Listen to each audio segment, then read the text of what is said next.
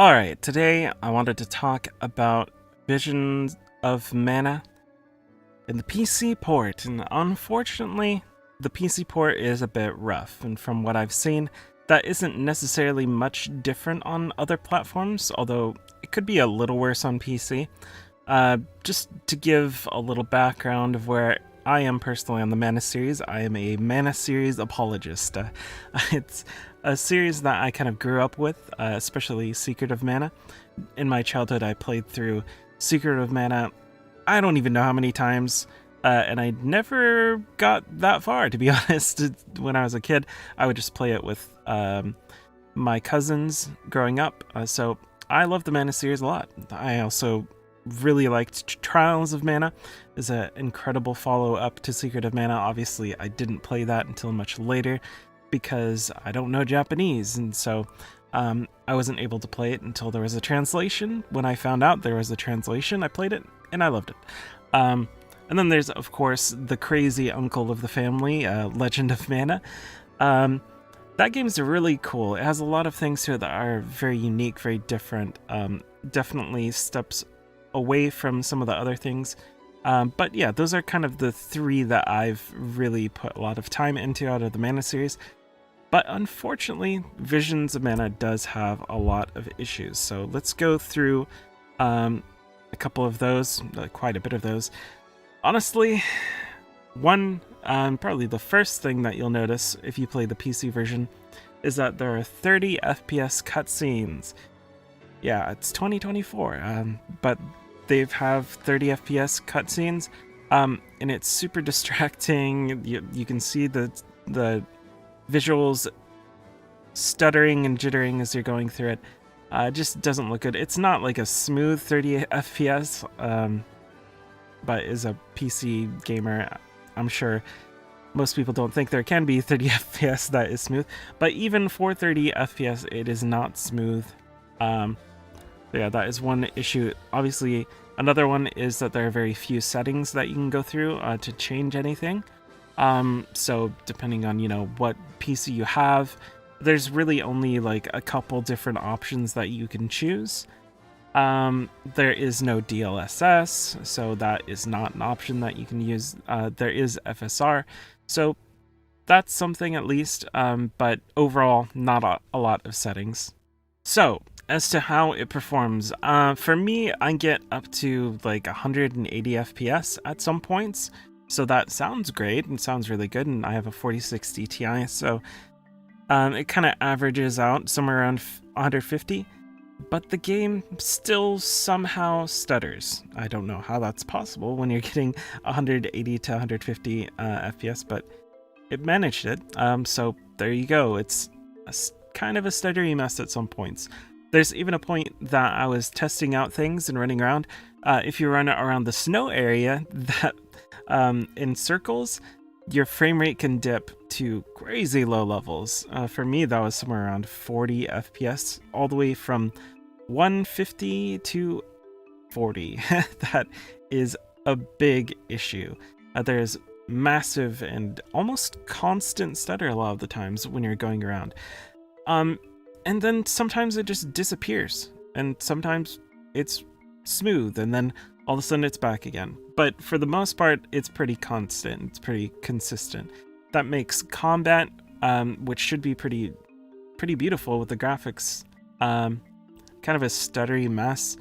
1 second you can have, almost constant perfect frames, if you're riding on the back of your P-Cool, which is the mount that you get.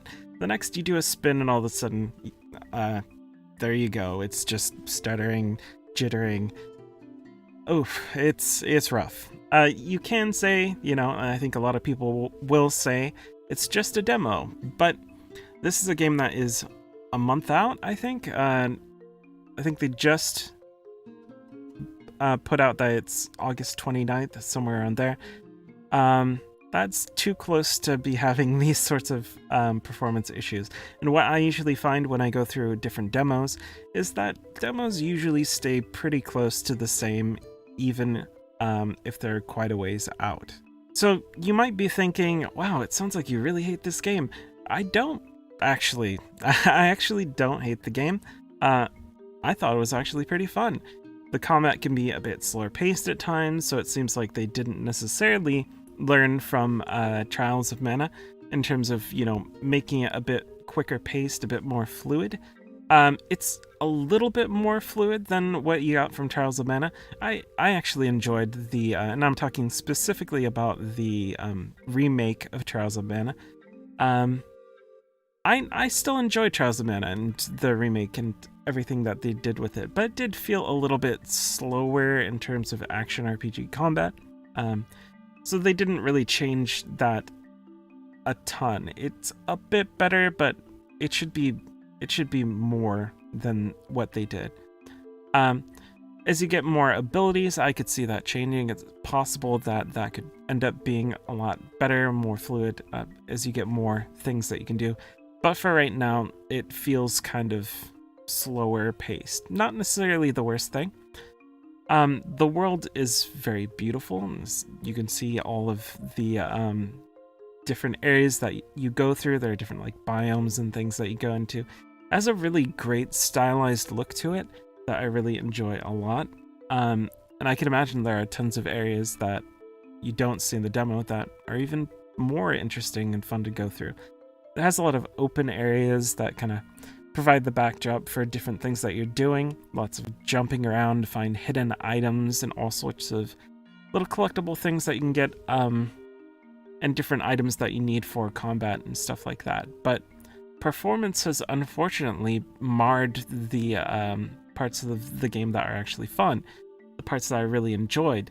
So that is unfortunate. Hopefully it can be fixed. If not at launch, then maybe sometime soon after, maybe like a week 1 patch or a day 1 patch. I'm really hopeful. At the same time, I'm kind of just tired of subpar PC ports. I feel like we should be past that by now, at least when it comes to these bigger companies, especially with a company like Square Enix, which is a very large company. They can afford to fix these games. They can afford to have someone, you know, go through it. And I feel like as a producer, you should be able to do that. That's like your job, it feels like, to kind of test things, make sure they go out in a way that is acceptable. But it seems like they just choose not to. That is very unfortunate. This is a pivotal moment for the Mana series, and I think it really just has to hit right. It really has to be good enough to keep this series going. People aren't going to, you know, keep buying it regardless. It's been a long time since the last proper sequel to these games, and this is it. But I don't know. There's a lot to love here. There are a lot of systems that are in the game that look really interesting if you go through all the different menus and stuff. A lot of different abilities to choose from. You have the ability to swap between different classes based on the elementals that you get, which is really fun. I think it's something that could definitely be really, really good, and it has a lot of potential. There's pretty high potential for this game. But right now, I can't recommend that people pick this up on release until we get some, you know, proof that the performance issues have been taken care of, because it just takes a lot away from it as it is. It's too much stuttering, it's too much jankiness to it. Especially, you know, I have a pretty decent system, and a lot of people, they don't necessarily have the newest stuff. You could have like a 2050 or something, like a 1070 card, and I can imagine it being like even worse than that, worse than I'm getting. So yeah, I can't recommend that people pick it up until we see that those issues are fixed. That is it. Looks like a good game, but performance issues. That's kind of where I stand on that. Alright, thanks for watching.